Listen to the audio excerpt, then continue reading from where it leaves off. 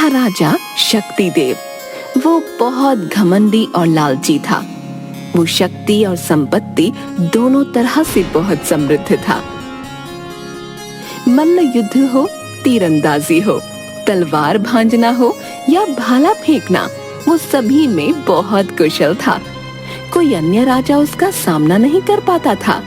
इसलिए शक्तिदेव को जो राज्य लाभकारी लगता वो उस पर आक्रमण करके उसे अपने राज्य में मिला लेता या उसके राजा को अपने अधीन करके भारी कर लगा देता। शक्तिदेव को अपने कौशल पर बहुत घमंड था। वो सभी को अपने से तुच्छ समझता था।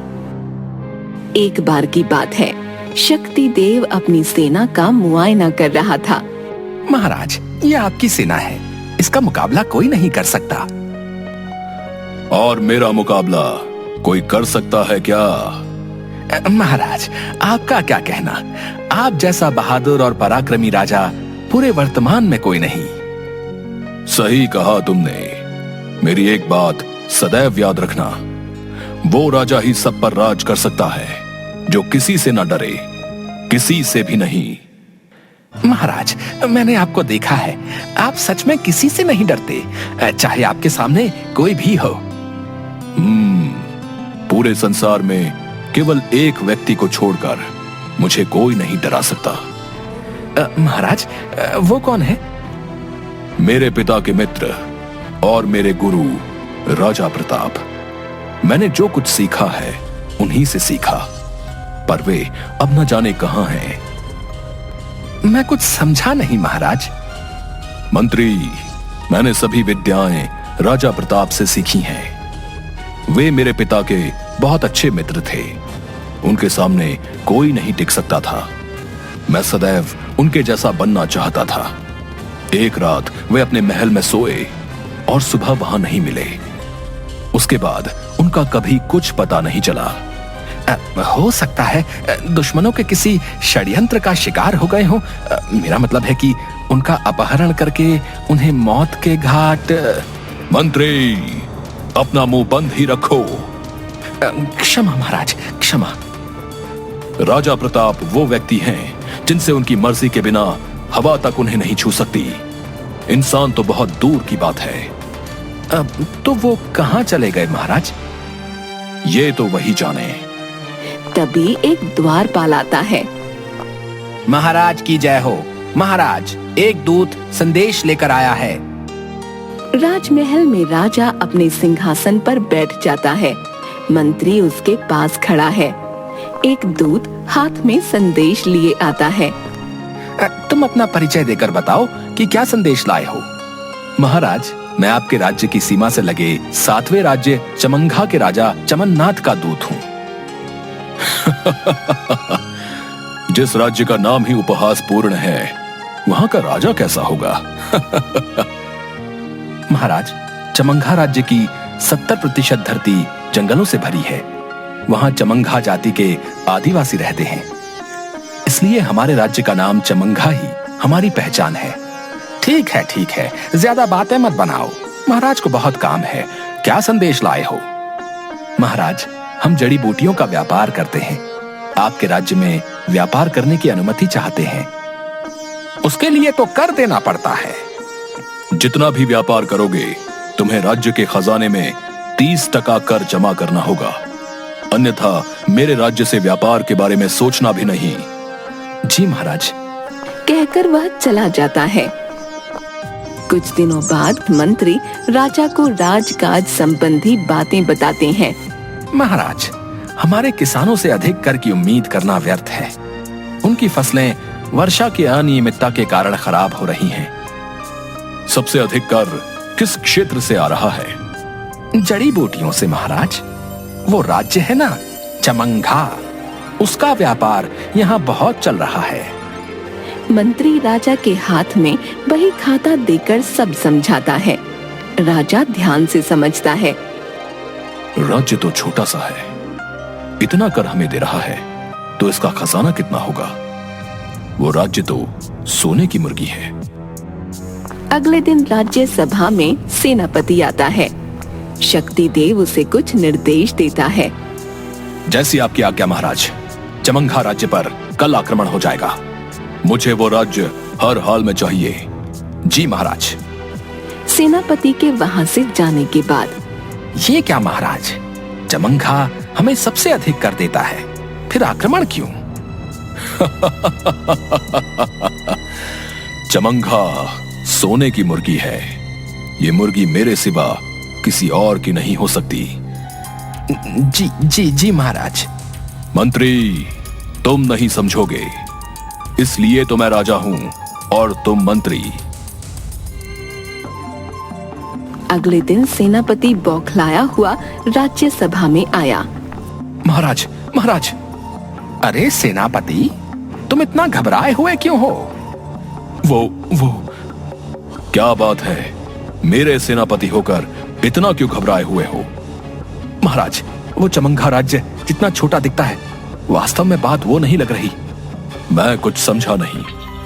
महाराज, हमारी इतनी बड़ी सेना उनकी छोटी सी सेना के सामने 1 घंटा भी नहीं टिक पाई। सैनिक डरकर भाग आए। क्या मेरी सेना डर गई उन चुटकी भर सैनिकों से? और तुम मुझे कौन सा मुंह दिखाने चले आए? तुम खुद युद्ध में जाओ। मुझे चमंघा किसी भी हाल में चाहिए। यदि युद्ध में हारे तो मैं तुम्हें मार डालूंगा। सेनापति हाँ में सिर हिलाकर चला गया।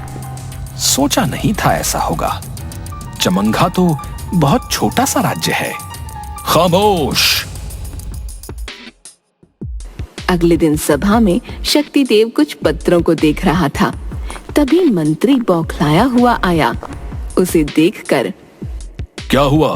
तुम्हारा चेहरा क्यों उतरा हुआ है? एक बुरी खबर है महाराज। कैसी बुरी खबर? महाराज, कल सेनापति स्वयं युद्ध के लिए गए, किंतु लौटे नहीं। न जाने कहां गायब हो गए हैं। कायर कहीं का, डर कर छिप गया है। मंत्री कुछ नहीं कहता। युद्ध का क्या हाल है? हम हार गए। हमारी पूरी सेना भाग खड़ी हुई है महाराज। ऐसा क्या है वहां? अब मैं खुद वहां जाऊंगा। महाराज, आप जहां शक्तिदेव हो वहां राज्य कभी हार नहीं सकता। सेना एकत्रित करो। अब नेतृत्व मैं करूंगा।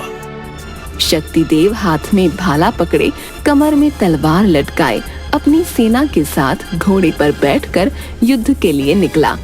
युद्ध चमंघा के जंगल से लगे एक मैदान में लड़ा गया।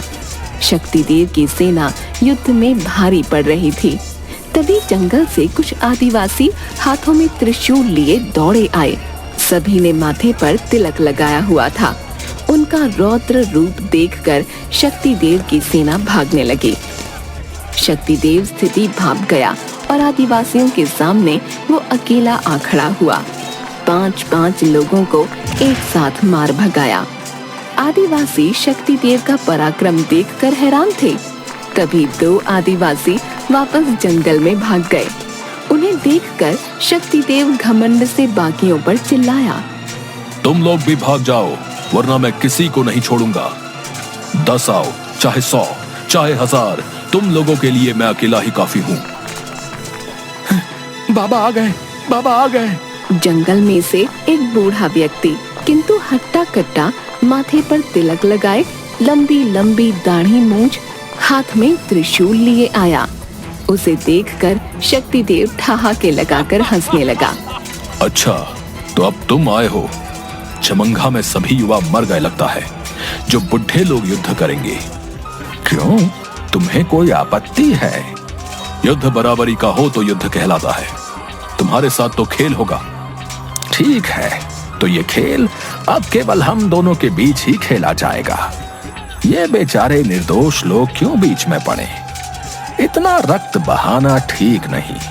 सभी सैनिक युद्ध रोककर दोनों को देखने लगे। चल आजा, तुझे खेल खेलना सिखाता हूँ। अरे अपना ये त्रिशूल तो ले ले, वरना बेमौत मारा जाएगा। तेरे जैसों का घमंड चूर करने के लिए इसकी कोई आवश्यकता नहीं है। बाबा, इसके पास शस्त्र है, आप निहत्थे इसका सामना करेंगे। कोई बीच में नहीं आएगा। तूने मुझे नहीं, अपने काल को ललकारा है। कहकर शक्तिदेव ने भाले से बूढ़े पर प्रहार किया। किंतु बूढ़े ने न केवल भाला पकड़ा बल्कि उसे शक्तिदेव से छीनकर बीच में से तोड़ दिया। शक्तिदेव हैरान रह गया। उसे अंदाजा नहीं था कि इस बूढ़ी देह में इतनी ताकत व ऊर्जा हो सकती है। तब शक्तिदेव ने अपनी तलवार निकालकर बाजू पर प्रहार किया, लेकिन बूढ़े ने तलवार पकड़कर दूर फेंक दी। शक्तिदेव की आंखों से क्रोध झलक रहा था। उसने बूढ़े का हाथ पकड़कर मोड़ना चाहा, लेकिन उसने पलटकर उसे ऐसा धक्का दिया कि शक्तिदेव के लिए संभलना मुश्किल हो गया। सभी लोग जोर से हंसने लगे। घमंडी राजा, देखी बाबा की ताकत। सुनकर गुस्से में शक्तिदेव बूढ़े के पीछे भागा। उसने बूढ़े को धक्का दिया तो वह पास पड़े लंबे बांस से टकरा गया। बूढ़ा बांस खड़ा करके उसके एक सिरे को पकड़कर एक छलांग में पास लगे बड़े से पेड़ पर पहुंच गया। ओ शक्तिदेव, सोच क्या रहा है? चल आजा, खेल खेलते हैं। बांस के सहारे छलांग लगाकर पेड़ पर पहुंचने की कला शक्तिदेव को नहीं आती थी। वह पेड़ पर चढ़ने की कोशिश करने लगा। तभी बूढ़ा कूद कर नीचे आ गया। चल अब आजा, तेरा काम आसान कर दिया। शक्तिदेव ने भागकर तलवार उठाई और बूढ़े पर वार किया। तब बूढ़े ने एक हाथ से उसकी तलवार पकड़ी और दूसरे से गर्दन, और उसे अपने साथ बच्चों की तरह कुदाने लगा। क्यों बच्चे, और खेलेगा? बच गया ना बाजा। शक्तिदेव की नजरें बूढ़े की आंखों पर टिक गईं और वह उनमें खो गया। कुछ क्षण के लिए उसकी आंखों के सामने से सब कुछ ओझल हो गया। उसे केवल उड़ती हुई धूल दिखाई दी। ऐसा लगा जैसे आंधी आई हो, और फिर सब सामान्य हो गया। शक्तिदेव को याद आया कि यह विद्या तो केवल राजा प्रताप जानते थे। उन्होंने शक्तिदेव को बचपन में एक बार ऐसा अनुभव कराया था, और उसकी यह विद्या सीखने की जिद करने पर भी राजा प्रताप ने उसे यह नहीं सिखाई। शक्तिदेव बूढ़े के पैरों में गिर पड़ा। बाबा, मुझे क्षमा कर दीजिए, मैं आपको पहचान नहीं पाया। अब समझे मैंने तुम्हें ये विद्या क्यों नहीं सिखाई थी।